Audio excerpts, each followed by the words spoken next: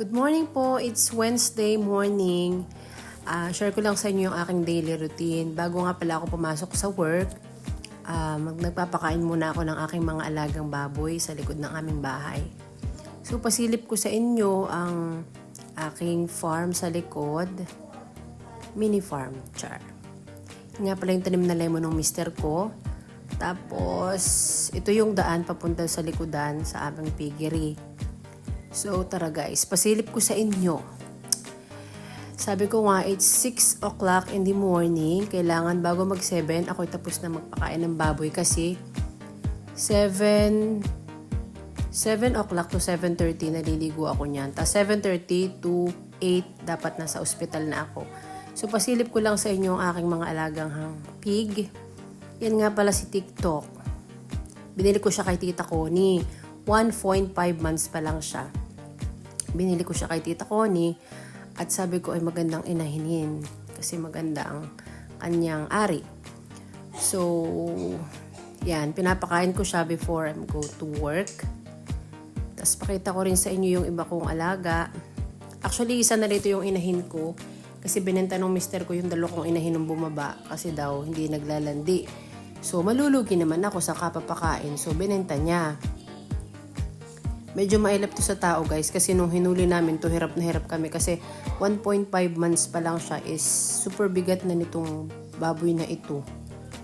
Pwede na siyang litsunin, over na siyang pwedeng litsunin. Pero dahil nga sabi ko kailangan mag-ipon ulit ako ng bagong inahinin ko kasi isa na nga yung inahin ko dyan guys. Yun nga pala yung painuman, tas yun meron dong drum sa likod, tumbler. Tapos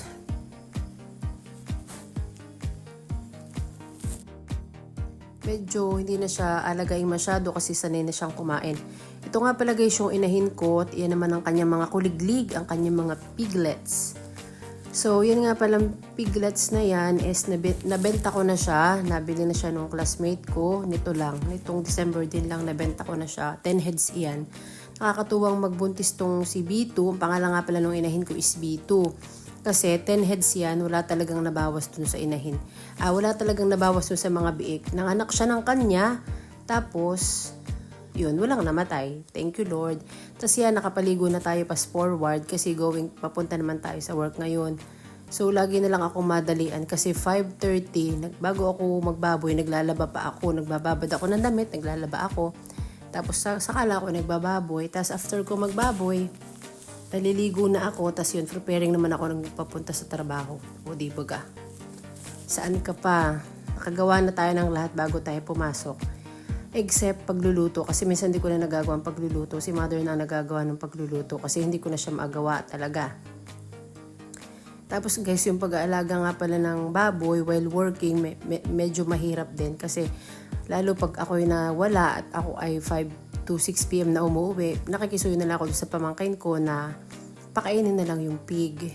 Tapos yun, pinapahipahingi ko na lang siya sa abala sa kanya. Tapos pambaon na rin niya kasi nag-aaral siya.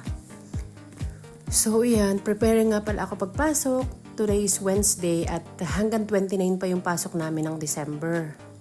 So, tara. Samahan niyo ako going to work. Although hindi ko na na-video yung pupunta sa work. Yan, napiprepare ako, diba? Ang hirap nung minsan naliligo ako talaga dyan guys. Is pawis-pawisan pa ako pagkatapos ko magbaboy bago pa ako pumasok.